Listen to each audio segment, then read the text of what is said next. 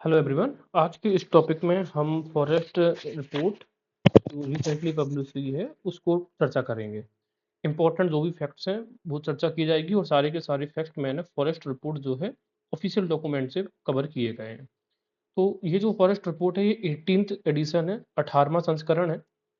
पहली रिपोर्ट की अगर हम बात करें 1987 में पब्लिश हुई थी और तब से ये प्रत्येक 2 वर्ष में, ये बाइएनियल है यानी कि प्रत्येक 2 वर्ष में एक बार ये रिपोर्ट पब्लिश होती है। तो चूंकि इस बार 2023 में की रिपोर्ट 2024 के लास्ट में पब्लिश हो गई है तो अगले 2025 और 2026 और लगभग 2000 के आधे 27 तक ये चीज़ काम में रहेगी।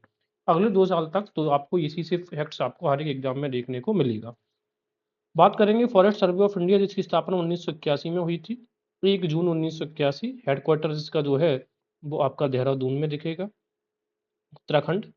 और इसकी स्थापना में जो स्पॉन्सरशिप किया था एफएओ फॉरेस्ट जो फूड एग्रीकल्चर ऑर्गेनाइजेशन है और यूनाइटेड नेशन डेवलपमेंट प्रोग्राम यानी कि यूएनडीपी ने। अब जो 18th फॉरेस्ट रिपोर्ट आई है चलिए शुरुआत करते हैं। सबसे पहले आप ये देख लो कि टोटल फॉरेस्ट और ट्री कवर क्या होता है। देखो, टोटल फॉरेस्ट का मतलब अगर आपको समझना है तो आपको ये इमेज जरा देखनी पड़ेगी। टोटल फॉरेस्ट कवर को उन्होंने ये कहा है कि मान लेते हैं कि एक ये एरिया है, समझ में आ रहा है? ये लगभग 1 हेक्टेयर का होना चाहिए। 0.5 से 1 हेक्टेयर का अगर एरिया है, तो पहली कंडीशन तो ये है कि फॉरेस्ट होने की। दूसरी कंडीशन ये है कि इसमें जो कैनोपी है ना, वो एटलीस्ट 10% टू 30% होना चाहिए। अब कैनोपी का मतलब क्या होता है कि मान लेते हैं ये पेड़ है, तो इसका ये कैनोपी छतरी इसकी, है ना? अब जैसे कि एग्ज़ाम्पल तौर पे अगर ये लैंड है, तो इस पे कैनोपी पेड़ों की इस तरीके से कुछ रहेंगी, राइट? तो लैंड अगर मान लेते हैं कितना 1 हेक्टेयर है, 1 हेक्टेयर लैंड है तो इस पे 10% का मतलब क्या हो जाएगा 1/10 हेक्टेयर पे कैनोपी फैली होनी चाहिए। ये कैनोपी का जो शर्त है ये क्योटो प्रोटोकॉल, अगर आप ये देखेंगे यहाँ पे क्योटो प्रोटोकॉल में बताया गया कि फॉरेस्ट क्या हो सकते हैं। तो पहला तो ये कि 10 टू 30% कैनोपी होनी चाहिए। इंडिया ने जो अपनाया है वो अपनाया 10% थ्रेशोल्ड को, कि ठीक है अगर 10% कैनोपी है 1 हेक्टेयर के किसी एरियाज में तो हम मान लेंगे कि वो फॉरेस्ट एरिया है, राइट? दूसरा कह रहा है कि मिनिमम एरिया ऑफ स्टैंड कितना होना चाहिए 0.5 टू 1 हेक्टेयर, इंडिया 1 हेक्टेयर मानता है। और जो मिनिमम हाइट है जो ट्रीज की भी होनी चाहिए 2 से 5 मीटर, जब वो पूरे बड़े हो जाए पूरे मैच्योर हो जाए, वो भी उनके नेचुरल हैबिटेट में। नेचुरल हैबिटेट का मतलब है नॉर्मली जैसे वो उगते हैं तो एटलीस्ट उनकी जो हाइट है 2 to 5 मीटर होनी चाहिए। देख रेख में ये हाइट कम भी ज्यादा भी जा सकती है तो उसमें मतलब नहीं है। जैसे आपने अपने घर पे लाके कोई पौधा लगा दिया, उसकी आपने बहुत ज्यादा देख रेख करी तो उसकी हाइट मान लेते 8 मीटर चली गई, नहीं वो काउंट नहीं करता है। उन्हें काउंट करना है नेचुरल हैबिटेट में 2 to 5 मीटर। तो फॉरेस्ट होने की 3 कंडीशन ही हमने देखी। तो ये एरिया तो आपको दिख रहा है ये फॉरेस्ट हो जाएगा। लेकिन अब कुछ एरिया ऐसा रहेगा, लेकिन तो इस एरिया को हम क्या बोल देंगे, ये है आपका फॉरेस्ट कवर। ठीक है, यहाँ पर आपको क्लियर दिख रहा है ये आपका क्या है फॉरेस्ट कवर, राइट? इसके अलावा अब जैसे कि नदियों के किनारे पर या शहरों पे या आसपास भी कुछ ना कुछ पेड़ तो लग ही रहते हैं। तो इस एरिया को हम बोलते हैं ट्रीज आउटसाइड फॉरेस्ट। तो इसे हम बोलते हैं ट्री कवर। बात समझ में आ गया? तो जब भी हम फॉरेस्ट रिपोर्ट पब्लिश होती है तो इसमें फॉरेस्ट एरिया भी कवर किया जाता है और ट्री कवर भी किया जाता है। अब जो ट्रीज फॉरेस्ट से बाहर होती है तो उनको बोल देते हैं टीओएफ यानी कि ट्रीज आउटसाइड फॉरेस्ट, राइट? ये चीज हमें याद रखनी है बस। अब शुरुआत करते हैं हम क्या है। सबसे पहले 18th फॉरेस्ट रिपोर्ट की बात करेंगे तो इसमें अगर हम टोटल फॉरेस्ट और ट्री कवर दोनों को मिला दें, फॉरेस्ट का एरिया भी और ट्री कवर का एरिया, तो इंडिया के पास जो अभी है टोटल वो है 8,27,357 स्क्वायर किलोमीटर में रहेगा। ये ठीक किलोमीटर स्क्वायर में रहेगा हमेशा। 8,27,357 किलोमीटर स्क्वायर है, स्क्वायर किलोमीटर। अब इसे याद कैसे करेंगे इस फिगर को, देखो 8 तो हमें यह पता है, ठीक है? 8 फिर 7 यहाँ पे लिखा आपने, 7 इस तरीके से लिखा, राइट? 3 इसके बाद 2 यहाँ पे लिखो, 3 तो 2 और 3 कितने होते हैं 5, ये हो गया। तो 827 357 ये आपको फिगर याद रखना है, 827 और 357। ठीक है, याद करना भी बता दिया मैंने आपको। इसमें से अगर आप देखें टोटल फॉरेस्ट एरिया हमेशा ज्यादा होगा, तो ये कितना है 715 343। ठीक है, ये कितना है 715 343 स्क्वायर किलोमीटर। और जो ट्री कवर है आप सिर्फ एक याद रख लो, इन दो को याद रखो, तो इससे ये माइनस करोगे तो अपने आप ये संख्या आपको मिल जाएगी, राइट? इसी वजह से मैं आपको बार-बार ये नहीं पढ़ाऊँगा, ये पढ़ाऊँगा ही नहीं जिससे आप बस आइडिया लगा जाएँगे। तो 827 357 square kilometre total forest and tree cover area है। उनमें से टोटल फॉरेस्ट एरिया जो है वो 715 343 स्क्वायर किलोमीटर है, राइट? इसके अलावा अगर हम बात करें कि इस टोटल ये परसेंटेज कितना है, तो ये 25.17%। हमें अंकों को 2 स्थान तक भी याद रखना है पॉइंट के बाद। 25.17% और ये रहेगा 21.76%, राइट? इसके बाद अगर हम बात करेंगे कि कितने में वृद्धि कितनी हुई है, कितनी स्क्वायर किलोमीटर एरिया वृद्धि हुई है टोटल फॉरेस्ट और ट्री कवर का, तो ये कह रहे हैं कि 1 4 4 5 1 4 4, तो 4 में 1 जोड़ो कितना हो गया 5, तो 1445 स्क्वायर किलोमीटर की वृद्धि हुई।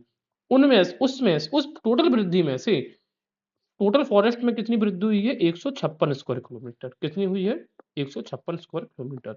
तो 1445 में अगर आप 156 घटा दोगे तो ये निकल के आ जाएगा 1289 है ये, ठीक है, सॉरी 1289 है। तो दो चीजें याद रखनी है, एक माइनस हो जाएगा। अगर हम बात करें टोटल फॉरेस्ट में कितनी वृद्धि हुई है, ये चीजें हमने देख ली, राइट। अब आगे हम देखेंगे टॉप 4 स्टेट्स जिनमें सबसे अधिक हमें इंक्रीजमेंट देखने को मिला है, यानी कि जिनमें सबसे अधिक फॉरेस्ट या ट्री कवर में वृद्धि देखने को मिली है। तो उसके लिए हमने एक निमोनिक्स याद किया है, क्योर, CUOR, क्योर, राइट। जैसे इंग्लिश का एक वर्ड होता है क्योर, का मतलब क्या होता है, ठीक होना। तो सबसे ज्यादा इंक्रीमेंट हुआ यानी कि सबसे ज्यादा ठीक हो गए हैं। सी से छत्तीसगढ़, यू से उत्तर प्रदेश, ओ से उड़ीसा और आर से राजस्थान। सी से छत्तीसगढ़, यू से उड़ीसा, ओ से उड़ीसा, सॉरी, सी से छत्तीसगढ़, यू से उत्तराखंड, ओ से उड़ीसा, आर से राजस्थान।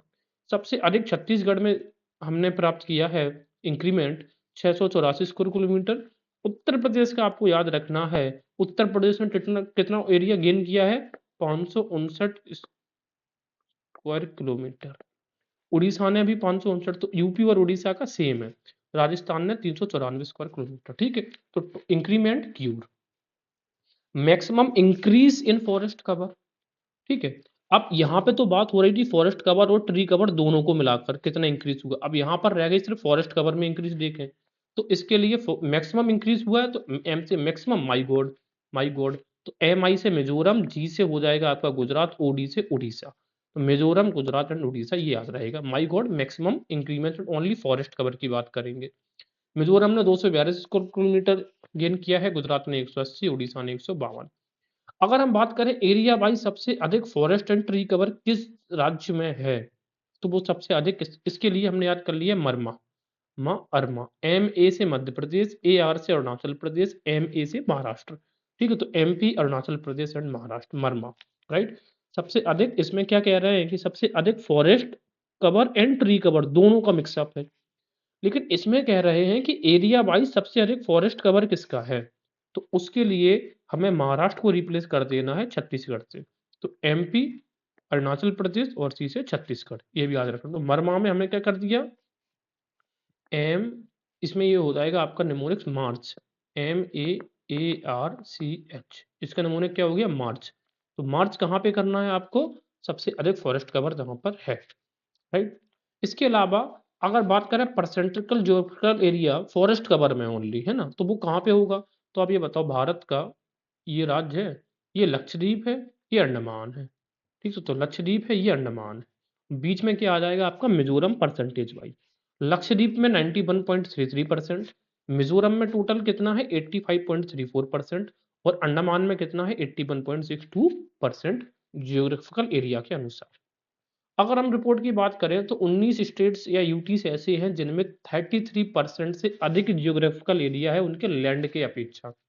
इस प्रकार के क्वेश्चन पिछले पूछे गए थे कि तो कितने राज्यों के पास है, 19 राज्यों के पास 33% से ज्यादा है।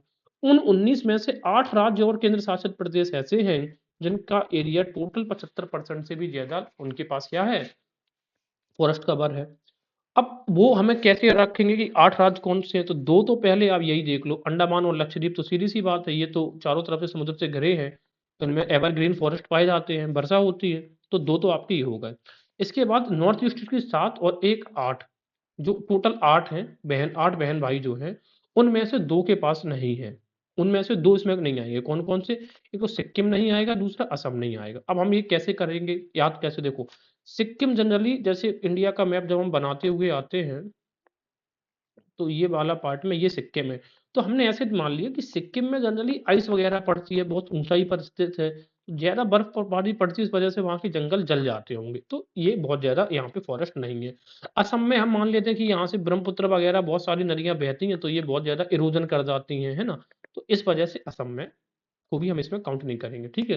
तो सिक्किम एंड असम ये वाला और ये वाला जो राज्य है असम, ये इंक्लूडेड नहीं है इन 8 में। बाकी अरुणाचल प्रदेश, नागालैंड, मणिपुर, मिज़ोरम, त्रिपुरा, मेघालय, अंडमान एंड लक्षद्वीप, ये टोटल 8 ऐसे यूटीज़ या फिर केंद्र शासित प्रदेश या ऐसे राज्य हैं जिनमें 75% प्लस क्या देखने को हमें मिलेगा? इनमें फॉरेस्ट देखने को मिलेगा, राइट? तो टोटल 19 स्टेट्स ऐसे हैं जिनमें 33% से ज़्यादा फॉरेस्ट कवर है और उनमें से 8 यूटीज़ एंड स्टेट्स ऐसे हैं जिनमें 75% प्लस है। सिक्किम एंड असम को छोड़ दिया जाता है। अब यहाँ से जो भी हम पढ़ रहे हैं वो उनको स्टेटमेंट्स में पूछा जा सकता है। शुरुआत करते हैं। अब जनरली ये हमें पता है कि जो फॉरेस्ट होते हैं वो जनरली 3 टाइप के होते हैं। एक तो वेरी डेंस फॉरेस्ट होता है, फिर मॉडरेटली डेंस होता है, फिर तीसरा होता है ओपन फॉरेस्ट। अगर हम वेरी डेंस फॉरेस्ट की बात करें तो वेरी डेंस फॉरेस्ट इंक्रीज हुआ है। तो जो डेंस है वो और ज़्यादा डेंस हुआ है। अब कितना इंक्रीज हुआ ये हम याद नहीं कर रख पाएंगे, वो छोड़ दो, बस इतना याद रख लो कि वेरी डेंस फॉरेस्ट इंक्रीज हुआ है। तो याद कैसे रखेंगे? कि जो जितना डेंस था और ज़्यादा डेंस हुआ है, लेकिन जो मॉडरेटली डेंस फॉरेस्ट और ओपन फॉरेस्ट थे वो डिक्रीज हुए हैं, राइट? दूसरा ये कह रहे हैं कि जो हिल डिस्ट्रिक्ट्स ऑफ द कंट्री है, यानी कि ऐसे जिले जो हिल डिस्ट्रिक्ट्स में आते हैं, उनकी अगर बात करें तो वहां पर जो भी फॉरेस्ट कवर है वो टोटल अगर हम बात करें उन फॉरेस्ट एरिया से तो वो 40% उनका फॉरेस्ट कवर हमें देखने को मिलता है। और इन फॉरेस्ट हिल डिस्ट्रिक्ट्स में हमें ये जो फॉरेस्ट कवर है ये इंक्रीज देखने को मिला है। कितना? 234 यूनिक फिगर दिख रहा है ना, 2 के बाद 3 आता है, 3 के बाद 4 आता है किलोमीटर स्क्वायर, राइट? तो हिल डिस्ट्रिक्ट्स में 40% एरिया है और इंक्रीज हुआ है 234। लेकिन सबसे इंपॉर्टेंट चीज ये है कि जो नॉर्थ ईस्टर्न रीजन है ये हमारे लिए इस समय बहुत ही ज्यादा बड़ी चिंता का विषय है। यहाँ पर डिफॉरेस्टेशन हमें देखने को मिल रहा है। अगर हम नॉर्थ ईस्टर्न का जो भी रीजन है उसके की अपेक्षा 67% टोटल फॉरेस्ट और ट्री कवर हमें यहाँ पर देखने को मिला है। लेकिन चिंता की बात यह है कि यहाँ पर नॉर्थ ईस्टर्न रीजन में जो फॉरेस्ट कवर है ये इसमें डिक्रीज देखने को मिला है, नॉर्थ ईस्ट में कमी हो रही है, वो भी कितनी? 327 की। अब इसमें नॉर्थ ईस्टर्न के रीजन में जो भी total forest and tree cover है वो कितना है? 1.7 लाख किलोमीटर स्क्वायर में है, ठीक? लगभग पौने 2 लाख किलोमीटर स्क्वायर। तो ये राउंड फिगर मैंने आपको दे दिया है जिससे कि याद रहेगा। तो देखो हिल डिस्ट्रिक्ट्स में तो इंक्रीज हुआ है लेकिन नॉर्थ ईस्टर्न रीजन में डिक्रीज हुआ है। जबकि जो वेरी डेंस फॉरेस्ट है वो और डेंस हुआ है, मॉडरेटली जो डेंस फॉरेस्ट है उनमें डिक्रीज देखने को मिल रहा है। तो स्टेटमेंट ही पूछेगा कि पूछेगा कि फॉरेस्ट रिपोर्ट ऑफ इंडिया जो न्यूली पब्लिश हुआ है उसमें नॉर्थ ईस्टर्न रीजन में जो फॉरेस्ट कवर है ये इंक्रीज हुआ है। स्टेटमेंट इज ट्रू और फॉल्स। फॉरेस्ट कवर जो हिल डिस्ट्रिक्ट्स हैं उनमें इंक्रीज हुआ है, डिक्रीज हुआ, इस प्रकार से। अब अगर हम बात करें टोटल मैंग्रोव की, तो टोटल मैंग्रोव का जो एरिया है वो है 9 कम 5000। हम ये 4991 को याद रखने की अपेक्षा इसे याद रख लें 5000 किलोमीटर स्क्वायर में 9 काम है, तो 4991 अपने आप आ जाएगा। और सबसे बड़ी बात है ये टोटल फॉरेस्ट हमारा कंट्री का जो जोग्राफिकल एरिया है जो मैंग्रोव्स हैं वो ओनली 0.15% है, ये बहुत ही मीगर अमाउंट है ना? ठीक है ना? इसके अलावा इसमें से 3 प्रकार के जो फॉरेस्ट होते हैं, एक तो ये हो गया वेरी डेंस, दूसरा होता है बीच में मॉडरेट लिखा है और तीसरा ये ओपन मैंग्रोव्स। तो हमें याद रखना है कि जो बीच वाला है ना मॉडरेट, ये 30% है और 30% का मतलब है टोटल 1500 स्क्वायर किलोमीटर में है। तो वेरी डेंस 29%, मॉडरेट डेंस 30% और ओपन डेंस 40%। तो 29, 30, 40 हमें ऐसे याद रखना है मैंग्रोव का। और 30 बराबर 1500 स्क्वायर किलोमीटर है, तो अगर इनका भी स्क्वायर किलोमीटर पूछ ले कि वेरी डेंस का क्या है तो हम इसी की वैल्यू से ड्राइव कर सकते हैं, ठीक है? तो 29, 30, 40 और 30 इक्वल टू 1500 स्क्वायर किलोमीटर है मॉडरेट वाला। अगर हम बात करें मैंग्रोव फॉरेस्ट की तो सबसे इंपॉर्टेंट चीज हमें ये देखने को मिलेगी कि ये यहाँ से देखो आप, ये दोनों राज्य आस-पास सामने हैं, ये आंध्र प्रदेश हो गया, ये महाराष्ट्र हो गया। तो आंध्र प्रदेश और महाराष्ट्र में तो इंक्रीज़ हुआ है, लेकिन गुजरात में सबसे गई बीची स्थिति है। ग गा से गुजरात, और गुजरात में क्या है, गुजर रही हैं चीजें, यानी कि यहाँ पे डिक्रीज देखने को मिला है हमें मैंग्रोव्स में। ये चीज हमें याद रखनी है। अब अगर हम बात करें कि ओवरऑल मैंग्रोव्स में क्या वृद्धि हुई है, कमी, तो आंसर इस यहाँ पे क्लियर दिख रहा है, नेट डिक्रीज हमें देखने को मिल रहा है। तो जो मैंग्रोव्स वन है वो भी कम हो रहे हैं, नॉर्थ ईस्ट में भी वन कम हो रहे हैं, राइट। अच्छा, अब अगर हम बात करेंगे मैंग्रोव का इंक्रीज हमें सबसे ज्यादा कहाँ देखने को मिला है, तो आंध्र प्रदेश और महाराष्ट्र में, कमी गुजरात में। ओवरऑल अगर मैंग्रोव की बात करेंगे तो कम हुआ है, कितने स्क्वायर किलोमीटर एरिया में, 9 कम 5,000 किलोमीटर, और टोटल परसेंट कितना है, 0.5% ऑफ द कंट्री के टोटल जियोग्राफिकल एरिया में। ये चीज आगे हम बात करेंगे टॉप 3 स्टेट जहाँ पे ये फायर इंसिडेंसेस हुए हैं, जो जंगल की आग लगती है ना वो वाली, तो इसको हमने मान लिया यूओसी। यूओसी जैसे ये बताओ, वीओसी हमने पढ़ा है ना एनवायरमेंट में, वोलेटाइल ऑर्गेनिक कंपाउंड, ये जब आग लगती है तो उसमें कुछ ऐसे पार्टिकल्स होते हैं जो जलते नहीं है, ऊपर चले जाते हैं, तो आगे से हमने ये वीओसी याद कर लो। और वी का मतलब है यहाँ पर यू जैसा बनता है ना वी, तो यूओसी, यू से उत्तराखंड, ओ से उड़ीसा, सी से छत्तीसगढ़, ये 3 एरियाज में यूओसी में सबसे ज्यादा आग के इंसिडेंसेस देखने को मिले हैं। अगर हम बात करें total growing stock of would, यानी कि कुछ लकड़ी वाले पेड़ होते हैं, तो उनका टोटल अगर हम एस्टिमेटेड एरिया देखने की कोशिश करें, वो ऐसे मतलब जो लकड़ी है वो लगभग कितनी है, 6.5 mm क्यूब, राइट। बस यही याद रखना है कि टोटल जो एस्टिमेटेड एरिया है 6.5 mm क्यूब है, और इसमें भी हमें लकड़ी वाला का एरिया भी हमारे क्या हो रहा है, वो भी इंक्रीज हमें देखने को इसमें मिला है। दूसरी चीज हम देखेंगे, और ये भी देखा गया है कि अरुणाचल प्रदेश अब सबसे ज्यादा ग्रोइंग स्टॉक्स है किन किन के पास, तो ओक्कम, ओक्कम, ए से अरुणाचल प्रदेश, यू से उत्तराखंड, सी से छत्तीसगढ़, एम से होगा आपका महाराष्ट्र, सॉरी मध्य प्रदेश और महाराष्ट्र, ठीक है। तो ये याद करना बहुत ज्यादा जरूरी नहीं है, बट मैंने कवर ही कर दिया कि अरुणाचल प्रदेश के सबसे अधिक ग्रोइंग स्टॉक कहाँ पे हमें देखने को मिलेगा, अरुणाचल प्रदेश में। फिर ओक्कम से याद रखना सबसे अधिक ग्रोइंग स्टॉक, 4-5 बार वीडियो देखना पड़ेगा या रिवाइज करना पड़ेगा पीडीएफ से।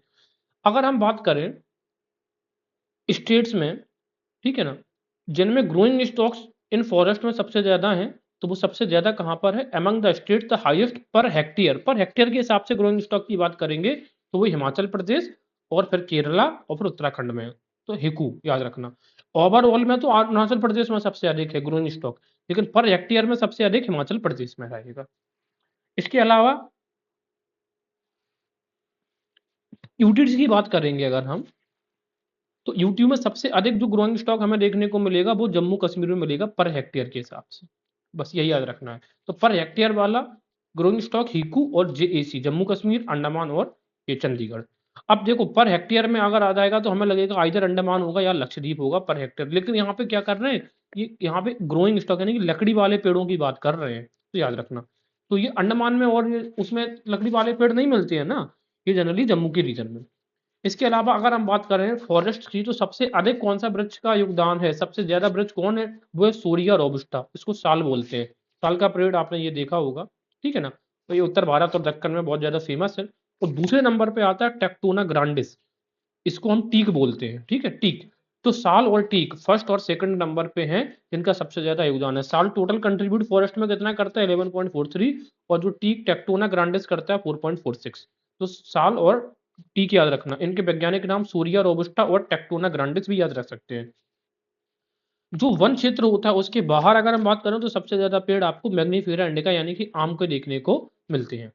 इसके बाद बंबू का एरिया भी, इस बार हमने बंबुओं को भी काउंटिंग करी है, तो ये भी जरा बहुत इंपॉर्टेंट हो जाता है। तो बंबू का कितना एरिया है, लगभग 1.5 लाख किलोमीटर स्क्वायर, लगभग 1.5 लाख किलोमीटर स्क्वायर। और यहाँ पर साढ़े, एक मिनट, 2.25 लाख किलोमीटर स्क्वायर जिसमें नॉर्थ ईस्टर्न रीजन में है, ठीक है। बंबू का नहीं, नॉर्मल फॉरेस्ट है वो नॉर्थ ईस्टर्न का। तो बंबू का टोटल एरिया कितना है, 1.5 लाख किलोमीटर स्क्वायर। अगर हम बात करें बंबू के एरियाज में, तो बंबू के एरिया से, ठीक है ना, बंबू बहुत ज्यादा बढ़ता है, तो बा से बंबू, बा से बढ़त, बंबू में हमें बढ़त देखने को मिली है, वो कितनी, 5,227 किलोमीटर स्क्वायर, ठीक है। पिछली आईएसएफआर जो रिपोर्ट 2020 बने पब्लिश हुई थी उसके कंपैरिजन में बंबू बढ़ा है, बंबू बढ़ा है, ऐसे याद रखना। मध्य प्रदेश की बात करेंगे, तो मध्य प्रदेश में सबसे अधिक बंबू, मतलब सबसे अधिक जो रीजन है, जो लैंड है बंबू वाला, वो मध्य प्रदेश में है। इसके लिए भी वही ट्रैक है, मरमू, ठीक है, मारमू, एम से मध्य प्रदेश, अरुणाचल प्रदेश, एम से ये महाराष्ट्र हो जाएगा, तो उसे ये हो जाएगा आपका उड़ीसा। तो बम्बू वाला मार्मो, ये मार्मो वाली एक ट्रिक हमने कहाँ पे पढ़ी थी, जहाँ पे सबसे ज्यादा फॉरेस्ट कवर होगा, मध्य प्रदेश, अरुणाचल प्रदेश और महाराष्ट्र।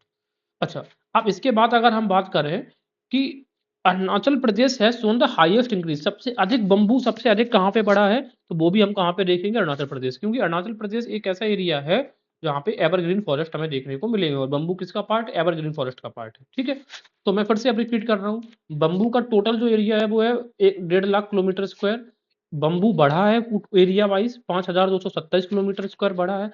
बम्बू अगर सबसे बात करें कि किन राज्यों में बम्बू सबसे अधिक है, तो उसके लिए तरीका याद करने का, मार्मो, एम से मध्य प्रदेश, अरुणाचल प्रदेश, देखो मध्य प्रदेश में भी बम्बू का एरिया अधिक है, अरुणाचल प्रदेश, एम से महाराष्ट्र, ओ से उड़ीसा। अगर ये बात कही जाए कि बम्बू का एरिया सबसे ज्यादा इंक्रीज कहाँ पे हुआ, तो वो उसके है अरमाकर, अरुणाचल प्रदेश, मध्य प्रदेश एंड कर्नाटका। ठीक है, अरमाकर जो अरमान होते हैं वो क्या होते हैं, वो सबसे ज्यादा बढ़ते हैं। Total tree green cover under agroforestry at the national level has been estimated इतना 1.25 लाख किलोमीटर स्क्वायर। ठीक है, टोटल अंडर एग्रो फॉरेस्ट्री में कितना है, 1.25 lakh kilometre square. There is a total increase of, total इसमें ये जो एग्रो फॉरेस्ट्री है, एग्रो फॉरेस्ट्री में भी टोटल इंक्रीज हुआ 21,286 किलोमीटर स्क्वायर का। ठीक है, जो कि 20.03% एरिया है। Total growing stock under agro forestry ये आप छोड़ दो।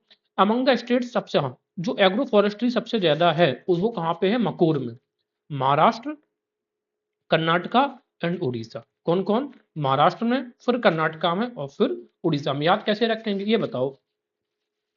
जो ग्रो स्टॉक, जो एग्रो फॉरेस्ट्री होता है वो, एग्रीकल्चर फॉरेस्ट्री का मतलब है कि एग्रीकल्चर वाली जो फॉरेस्ट होती है उनमें होता है एग्रो फॉरेस्ट्री। तो सबसे अधिक तकनीकी कहाँ पे विकसित होगी इस प्रकार की, महाराष्ट्र में, फिर कर्नाटका में, और देन उड़ीसा, और लास्ट में ये Rajasthan. Top 5 prevalent species in agro forestry कौन कौन सी हैं, सबसे ज्यादा जो है वो मैग्नीफेरा इंडिका, यानी कि आम की फसल सबसे ज्यादा कृषि के युक्त करी जाती है। कार्बन स्टॉक जो है वो लगभग स्टॉक किया गया है 7,285.5 मीट्रिक टन, ठीक है, मिलियन टन में। ये है आपके कंट्री का कार्बन स्टॉक, और ये भी इंक्रीज हुआ है कार्बन स्टॉक, वो भी 81.5 million ton of carbon stock. Arunachal Pradesh में सबसे अधिक कार्बन स्टॉक हमें देखने को मिलेगा, जो सबसे ज्यादा इंक्रीज हुआ है वो कहाँ पे, अरुणाचल प्रदेश में, उसके बाद फिर मध्य प्रदेश में, फिर छत्तीसगढ़ में, एंड देन इन महाराष्ट्र, ये याद रखना है। Monitoring of the target of NDC, the current assessment shows that India has reached to 30.43 billion tons of CO2। यहाँ पर ये जो हमारा मॉनिटरिंग टारगेट है वो इंडिया कितने पर पहुंच गया है, 30.43 billion ton of CO2 equivalent, which indicates, जिससे दर्शाता है कि 2005 के बेस ईयर से हम लगभग we have already reach 2.29 billion ton of additional carbon sink. हमें जितना लक्ष्य तय करना था उससे 2.29 बिलियन हमने ज्यादा ही तय कर लिया है। अगर हम बात करेंगे अब फॉरेस्ट कवर की, तो आप ये देखो नॉन फॉरेस्ट जो एरिया है वो इंडिया में 73.5 है, ये भी पूछा जा सकता है। फॉरेस्ट कवर एरिया कितना है, 21.76 है। टोटल पूछेगा तो 25.17 है बिट्री, तो 21.76 और 3.41 ये दोनों मिलाकर कितना हो जाएगा, ये हो जाएगा आपका 25.17। अभी ऊपर पढ़ के आए थे। स्क्रब याद रखना, स्क्रब कितना है, 1.33% है। ठीक है, तो ये तीन एरिया हमें याद है, राइट। आगे बढ़ेंगे। Recorded forest area wild and, देखो इसे आपको कायदे से पढ़ना तो चाहिए पूरा, लेकिन अब ये पूरा याद नहीं हो सकता है, it is almost next to impossible है चीज, ये समझना पड़ेगा हमारी लिमिट से। अगर एग्जाम में उसने किसी भी 4 राज्य को उठा के दे दिया कि इनको इनके क्रम के हिसाब से लगाओ किसमें ज्योग्राफिकल एरिया ज्यादा है, उसके लिए मैं एक सेपरेट वीडियो बनाऊंगा, उसमें किस टेक्निक से हमें याद करेंगे।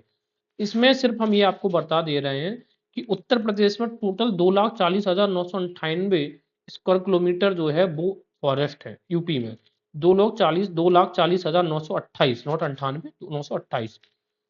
ठीक है, इनमें से इसका जो प्रोटेक्टेड कवर है, तो इसको हम बोलेंगे जो प्रोटेक्टेड रिजर्व फॉरेस्ट है, वो टोटल है 17,435। 17 दूनी कितना होता है, 34, तो इसी 34 को रिवर्स लिख दिया तो 17,435। उसमें से जो 5,534 है, 17,435 में 5,500 जो 34 है वो अनक्लास्ड फॉरेस्ट में आता है। किसमें आता है, अनक्लास्ड फॉरेस्ट। और जो 330 स्क्वायर किलोमीटर एरिया है वो प्रोटेक्टेड फॉरेस्ट में आता है। तो अब हमें क्या करना है कि 17,435 के बाद दो फिगर याद रखनी है, 5,534 अनक्लास्ड फॉरेस्ट और 330 प्रोटेक्टेड फॉरेस्ट, इन दोनों को जोड़ दोगे, इससे घटा दोगे तो ये 11,571 जो है वो रिजर्व फॉरेस्ट में आ जाएगा। तो ये डेटा याद रखना। अगर हम बात करें उत्तर प्रदेश की, तो उत्तर प्रदेश में टोटल कितने जोग्राफिकल एरिया पे फॉरेस्ट है? 7.24 एरिया पे, ठीक है ना। और यहाँ पर कितने पर है टोटल इंडिया में? 23.59 पे, ठीक है। ये रिकॉर्डेड फॉरेस्ट एरियाज की बात कर रहे हैं। टोटल कितना रिकॉर्डेड फॉरेस्ट एरिया का जो एरिया है वो कितना है? 23.59। और पूरा अगर लैंड की बात करेंगे तो वो है 32,87,459। रिकॉर्डेड फॉरेस्ट एरिया की बात है, तो प्रोटेक्टेड होते हैं जिसको रिकॉर्ड है सरकार के पास, ठीक है ना। फॉरेस्ट की डेफिनेशन ये हम लोग पहले पढ़ चुके हैं ये। अच्छा, इस बार सबसे बड़ी बात है, हमने किन किन प्लांट्स को फॉरेस्ट कैटेगरी में काउंट किया है? फॉरेस्ट, इसमें सबसे पहले तो बम्बू को बताया था कि बम्बू का इंक्रीजमेंट बढ़ा था, और बम्बू कितना 1.5 lakh kilometre lakh sorry 1.5 lakh square kilometre kilometre square जो है ये इंक्रीज हुआ है। फ्रूट और कार्ड्स, आम वगैरह के बारे में डिस्कस करा था। कोकोनट में भी हमने काउंट किया है, ऑयल पाम, सबाबूल, eucalyptus, poplar, acacia, casuarina, areca nut, rubber plantations. और सबसे बड़ी बात है, इस बार हमने टी और कॉफी प्लांटेशंस को भी कवर किया है, ये हमने कवर कर लिया एग्रो फॉरेस्ट्री में, राइट। ये हम चीजें पहले से डिस्कस कर चुके हैं। अगर रिकॉर्डेड, अब सबसे बड़ी बात है कि रिकॉर्डेड फॉरेस्ट एरिया है क्या। देखिए, जो इंडियन फॉरेस्ट एक्ट आया था उसमें तीन प्रकार का फॉरेस्ट डिवीजन किया गया है। एक तो किया गया है प्रोटेक्टेड फॉरेस्ट का, और दूसरा उसमें से है रिजर्व फॉरेस्ट का। विलेज फॉरेस्ट उसमें से नहीं है, ठीक है। तो सबसे पहली चीज याद रखना ये है कि जो थ्री कैटेगराइजेशन ऑफ फॉरेस्ट किया गया है, रिजर्व फॉरेस्ट, प्रोटेक्टेड फॉरेस्ट, किस एक्ट में किया है? Indian forest act 1927। सबसे बात ये कर रहे हैं, जो रिकॉर्ड फॉरेस्ट एरियाज होते हैं और जो प्रोटेक्टेड फॉरेस्ट होते हैं, इनके अलावा रिकॉर्डेड फॉरेस्ट में एरिया में also include all such areas which have been recorded as unclassed forest. सीधी सी बात ये है, रिकॉर्डेड फॉरेस्ट एरिया में रिजर्व फॉरेस्ट आ सकते हैं, प्रोटेक्टेड फॉरेस्ट आ सकते हैं, और साथ साथ में अनक्लास्ड फॉरेस्ट भी आते हैं, कि वो जंगल तो हैं लेकिन अभी उनको कैटेगराइजेशन नहीं किया गया कि इसको हम रिकॉर्ड में रखेंगे कि प्रोटेक्टेड में रखेंगे, राइट। तो तीन चीजें आ सकती हैं इसमें रिकॉर्डेड फॉरेस्ट एरिया में, reserve forest, protected forest and अनक्लास्ड forest. और सबसे बड़ी चीज ये भी है, अनक्लास्ड फॉरेस्ट आ सकते हैं उसमें, और विलेज फॉरेस्ट भी उसी में आ सकते हैं, ठीक है। तो reserve forest, protected forest, अनक्लास्ड forest and village forest किसमें आएंगे? आपके रिकॉर्डेड फॉरेस्ट एरिया में आएंगे। इसके अलावा ये भी चीज याद रखनी है कि ये रिकॉर्डेड फॉरेस्ट एरिया में और may not have tree cover. कि मान लेते हैं कि आपने इस वाले एरिया को रिकॉर्डेड फॉरेस्ट एरिया कह दिया है, लेकिन कहो तो इसमें ट्री हो भी सकती हैं, और इसमें ट्री ऐसा जरूरी नहीं है कि इसमें ट्री है ही, ट्री नहीं भी हो सकते हैं। भाई, हमने इस एरिया को तो रिकॉर्डेड फॉरेस्ट कर दिया है, हमने एरिया को किया है, बट इसमें फॉरेस्ट हो या ना हो ये कोई निश्चित है नहीं है, ठीक है। Beside high being richly forested, recorded forest areas may have less than 10% canopy। वो क्या कह रहे हैं कि रिकॉर्डेड जो फॉरेस्ट एरियाज होते हैं उनमें 10% से नीचे की कैनोपी भी हो सकती है, तब भी उनको हम आरएफए कह सकते हैं। सीधी सी बात है, तब रिकॉर्डेड फॉरेस्ट एरिया में वो ये भी कह रहे हैं कि उनमें कहो पेड़ हो ना भी हो, तो 10% से नीचे अगर पेड़ है तब भी हम उनको ओके तो कई कर सकते हैं। ये चीजें हमें समझ में आ गई। लैंड यूज पैटर्न जो है इंडिया में वो क्या रहा है इस फॉरेस्ट रिपोर्ट में, वो जरा देखते हैं। जियोग्राफिकल जो एरिया है वो 93.23 रहा है परसेंट, ये हमें याद रखना है। फॉरेस्ट एरिया हमने कितना देखा है? 21.76 है, तो 21 पॉइंट इन्होंने 9 इसमें लिख दिया, 21.9। चलिए, फॉरेस्ट ये हो गया आपका।